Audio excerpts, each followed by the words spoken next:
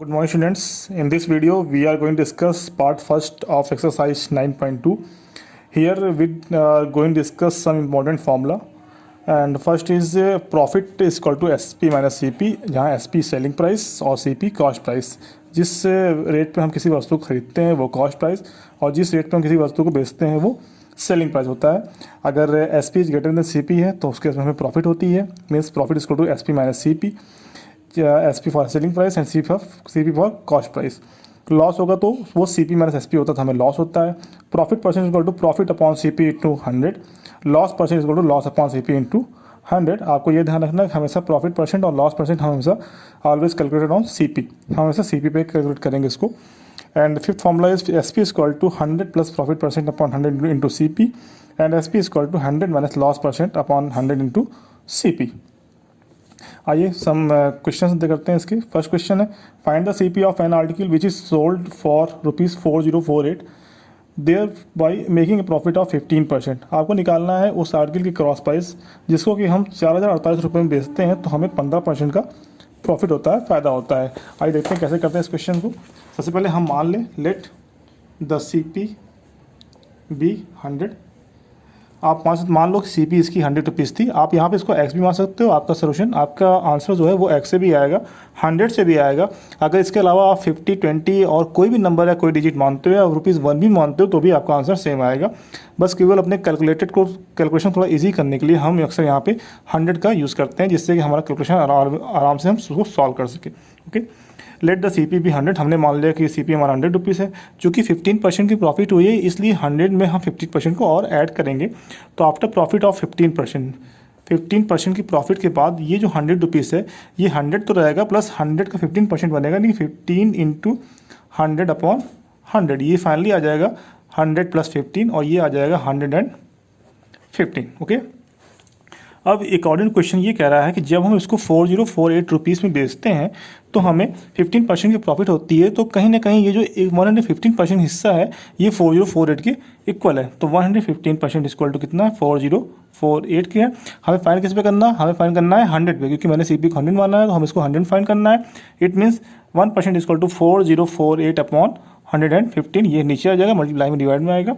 और हमें फाइंड करना है 100% पे, तो 4048 अपॉन 115 इंटू 100। फाइनली आप इसको सॉल्व करोगे तो आपका आएगा 3520। इसका मतलब कि वो आर्टिकल जो था उसकी जो कॉस्ट प्राइस थी वो 3520 रुपये थी। उसको बाद में हमने 50% प्रॉफिट के साथ 4048 रुपीज़ में बेच दिया।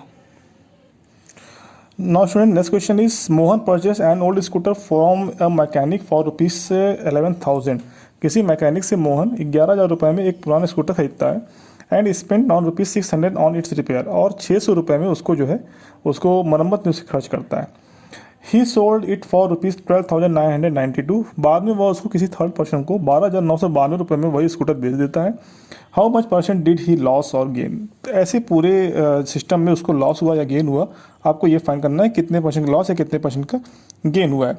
सबसे पहले हम यहाँ मान लें कि टोटल स्पेंड कितना किया, टोटल स्पेंड ऑन स्कूटर पे कितना खर्चा किया मोहन ने।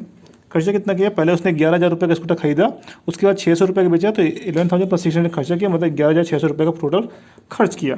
उसके बाद उसको बेचता है, सोल्ड करता है 12,992 रुपये में। इसका मतलब कि 11,600 रुपये में हम कोई चीज़ खरीद के 12,992 रुपये में बेच रहे हैं, मीन्स हमें हर हाल में प्रॉफिट हो रहा है।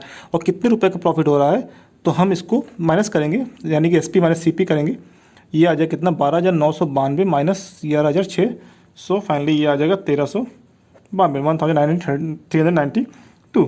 इतने रुपीज़ का का हमें प्रॉफिट हुआ है। सीएस हमसे पूछा क्वेश्चन में कितने परसेंट का प्रॉफिट हुआ है, तो मैंने आपको एक फॉर्मूला बताया था, profit percent is equal to ये होता है प्रॉफिट अपॉन CP इंटू 100। हमें प्रॉफिट कितने हुआ है, 1392 का हमें प्रॉफिट हुआ है। कितने हुआ, CP हुआ, CP मेरा क्या था, पुराना वाला था, क्या था 11,600 इंटू 100। फाइनली इसको सॉल्व करोगे 0 कैंसिल होगा और ये आएगा 12%। तो इस पूरे सिस्टम में हमें जो है 12% की प्रॉफिट हुई है। Next question is Mary bought a television for her employ from her employ for ₹16,000। Mary अपने एम्प्लॉय से 16,000 रुपये में एक TV खरीदती है and spent ₹150 on its repair, और उसके रिपेयर करने पे उसको ₹150 का पेड करती है, उतना खर्च करती है। If she sells it to her friend at a profit of 15%, यदि वो अपने मित्र को इसको 15% के लाभ पर बेच देती है, how much did he she benefit for this, तो उसे इस पूरे सिस्टम में कितने का बेनिफिट हुआ ये आपको बताना है। आइए मान लेते हैं, सबसे देखते हैं टोटल स्पेंड कितना किया मैरी ने टेलीविज़न खरीदने पे। टोटल स्पेंड कितना हुआ इसका, इसने 16,000 रुपये का टेलीविज़न खरीदा और उस पर 150 रुपये उसके मरम्मत में खर्च किया, मतलब टोटल खर्च इसने किया 16,150 रुपये का। इसकी टोटल यानी इसका मतलब टोटल इसकी सीपी कितनी हो गई 16,150। इट मीन्स प्रॉफिट कितने का इसका हुआ, तो प्रॉफिट परसेंट था इसका कितना 15% का इसको प्रॉफिट हुआ था। इट मीन्स जो एसपी होगा ये कितना, ये हो जाएगा 115% ऑफ 16,150। ओके, ये कितना आ जाएगा, ये आ जाएगा आपका 115/100 इंटू 16,150। फाइनली इसको सॉल्व करोगे ये आएगा आपका 18,572.5 रुपीज़। ये आ गया आपका एसपी। नौ प्रॉफिट हुआ कितना, प्रॉफिट कितना को निकालना है हमको, प्रॉफिट इक्वल टू हो जाए एसपी माइनस सीपी। ये एसपी कितना है 18,572.5 माइनस सीपी कितना आपका था 16,150। इट मीन्स ये जाएगा 2422.5, यानी कि मैरी को 2,422 रुपीज़ की प्रॉफिट हुई। Now student next question is a man purchase some books for ₹39। कोई आदमी 39 रुपये में 4 बुक खरीदता है and sold them at 3 for ₹42 और 42 रुपये में 3 बुक्स बेच देता है, देयर बाई गेनिंग ₹51, तो उसको 51 रुपये का लाभ होता है।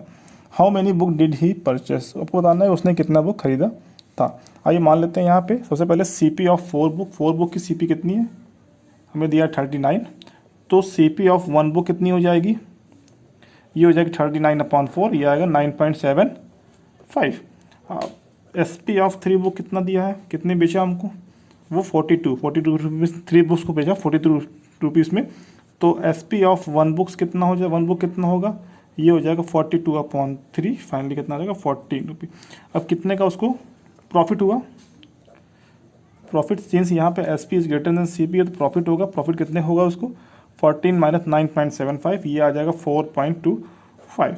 इट मीन्स 4.25 रुपीज़ का प्रॉफिट हुआ है किसको, 1 बुक पे हुआ है ना। और हमें निकालना है कितने रुपीज़ प्रॉफिट निकालना है, हमको निकालना है 51 रुपीज़ कितना हुआ, तो प्रॉफिट ऑन 51 रुपीज़ जो प्रॉफिट होगा ये कितना हो जाएगा 51/4.25। फाइनली को सॉल्व करोगे यहाँ हटेगा 0 जाएगा, सॉल्व करने के बाद ये आएगा 12 बुक्स, यानी कि 12 बुक्स उसको 51 रुपीज़ की प्रॉफिट होगी। Now student next question is Romna sells her bicycle at a gain of 12%। Romna अपने साइकिल को 12% लाभ पे बेच देती है। Had she sold it for ₹25 more she would gain 14%। यदि इसको 25 रुपये और ज़्यादा में बेची होती तो उसको 14% की प्रॉफिट होती। Find the CP of cycle, आपको निकालना है कि सीपी की साइकिल की सीपी या कॉस्ट प्राइस कितनी थी। सबसे पहले यहाँ मान लेते हैं कि लेट जो सीपी थी वो 100 रुपीज़ थी, हमने मान लिया साइकिल सीपी 100 रुपीज़ थी। अगर उसे गेन हुआ है 12% का, आफ्टर गेन 12%, तो उसका जो एसपी कितना होगा, ये हो जाएगा कितना 112 रुपीज़।